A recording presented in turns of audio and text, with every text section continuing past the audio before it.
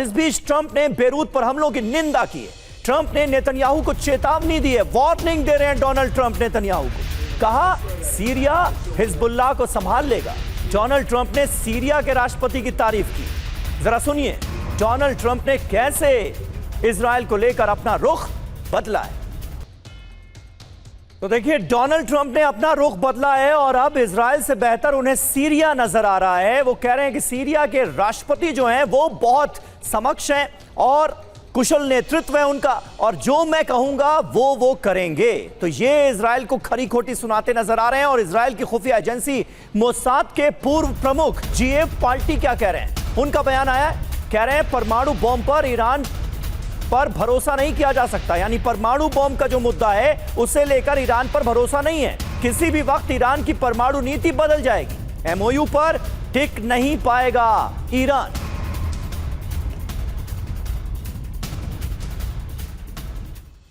तो इजराइल को ईरान से डर है। पूर्व मोसाद चीफ ने क्या कहा जरा सुनिए। ईरान का नया नेतृत्व परमाणु नीति बदल सकता है। समझौते के विपरीत परमाणु नीति में बदलाव मुमकिन है। परमाणु बॉम्ब पर ईरान पर भरोसा नहीं किया जा सकता। एमओयू पर ईरान टिक नहीं पाएगा। डील के बाद भी ईरान से परमाणु खतरा समाप्त नहीं होगा। इजराइल को ईरान से दीर्घकालिक खतरा है। डील से ईरानी मिसाइल कार्यक्रम को बाहर रखना गलत है। ईरानी मिसाइल कार्यक्रम पर इजराइल को जानकारी है। लेबनान इजराइल की सबसे बड़ी कमजोरी। इजराइल को सैन्य खुफिया क्षमताओं को मजबूत करना होगा। इजराइल को अमेरिका पर से निर्भरता कम करनी होगी, यह कहा गया है इजराइल की तरफ से। मनीष, ऐसा लग रहा है कि अब अमेरिका और इजराइल के बीच में ही तलवारें खिंच रही हैं अलग अलग मुद्दों पर। एक तरफ डोनाल्ड ट्रंप यह बताते हैं कि इजराइल का तो कोई अस्तित्व ही नहीं है अमेरिका के बिना, और दूसरी तरफ से अब जवाब दिया जा रहा है और कहा जा रहा है कि यह निर्भरता हमें खत्म करनी होगी। क्या इजराइल कभी अमेरिका पर से अपनी निर्भरता कम कर सकता है, खत्म कर सकता है? डील को लेकर तो बड़ी नाराजगी है। न सिर्फ लेबनान बल्कि ईरान भी उन्हें बहुत बड़ा खतरा नजर आ रहा है। जंग खत्म करने को राजी नहीं है ऐसा लग रहा है। देखिए ये दिलचस्प हालात हैं। मतलब यही प्रेसिडेंट ट्रंप थे जो थोड़े दिन पहले इच्छा जता रहे थे कि अगर मैं इजराइल का प्रधानमंत्री पद का चुनाव लड़ूं तो मैं जीत सकता हूं, क्योंकि उन्हें लगता था कि वो इजराइल में बहुत पॉपुलर है और है भी।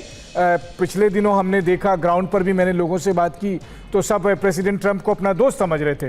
लेकिन देखिए वो दोस्त इसलिए समझ रहे थे क्योंकि अमेरिका इजराइल का ईरान के खिलाफ साथ दे रहा था।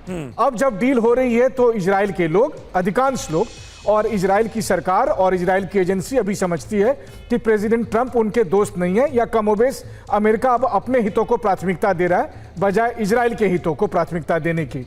इसीलिए इजराइल के अंदर इस बात को आत्मंथन चल रहा है कि हमें बहुत दिनों तक अमेरिका के भरोसे नहीं रहना है, हमें ईरान के साथ डील करना पड़ेगा, क्योंकि उन्हें पता है कि ईरान और इजराइल के बीच संबंध कभी नॉर्मल नहीं हो सकते। अभी आपने एक बयान का जिक्र किया, ये एक किस्म का ईरानोफोबिया भी है, जहां पर नेतन्याहू दुनिया भर में कहते हैं कि देखो ईरान ये खतरनाक देश है, ईरान ऐसा कर देगा, ईरान वैसा कर देगा, इसीलिए ईरान पर एक्शन होना चाहिए, इसीलिए ईरान के परमाणु कार्यक्रम नहीं होने चाहिए। वरना एक बात बताइए, पाकिस्तान जैसे एक रोग कंट्री के पास परमाणु बम हो सकता है तो ईरान के पास क्यों नहीं हो सकता? लेकिन नेतन्याहू ने ये पूरे आप कह सकते हैं कि लॉजिक गढ़ा और पूरी दुनिया को मनवाया कि ईरान के पास परमाणु बम होना दुनिया में सबसे खतरनाक होगा।